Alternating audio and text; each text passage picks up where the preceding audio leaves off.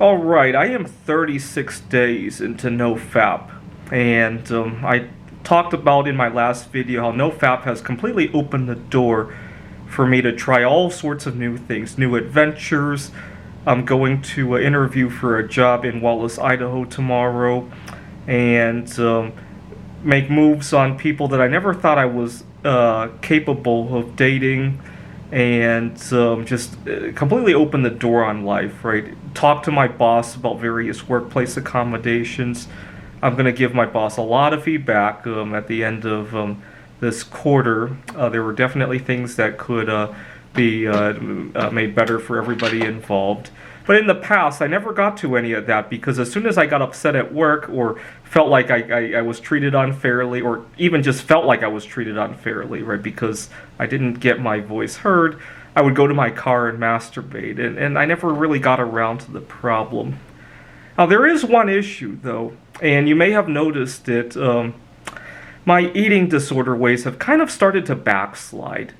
I have a little bit of problem with table manners because I would get to my food and it would be like everything was heightened. I couldn't wait to dig in. It was like the whole needing to eat desire got really heightened, and it just, for example, the other day, one of my favorite, one of the only hot foods I can eat out because I have allergies is at Whole Foods. They have a cafeteria with the soup counter, and so I have a difficult time with the soup because, first of all, Whole Foods still doesn't have indoor seating. They have an outdoor seating area, but it's burning hot over in Seattle. Last couple of days it was approaching triple digits, and I would have to carry that somewhere else. I usually go to the King County Library, and one day I put everything down in my car and I make a mess.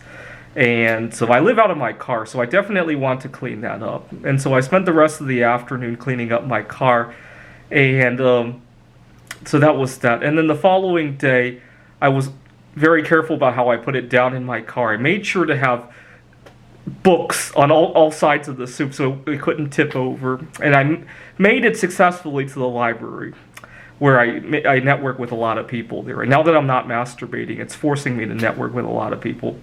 I set the Whole Foods bag on the floor, and I pick up the cardboard container of soup, and the lid is kind of on the outside of the container. I pick it up, and kaboom, the entire can of soup falls on the floor. I'm so embarrassed by that.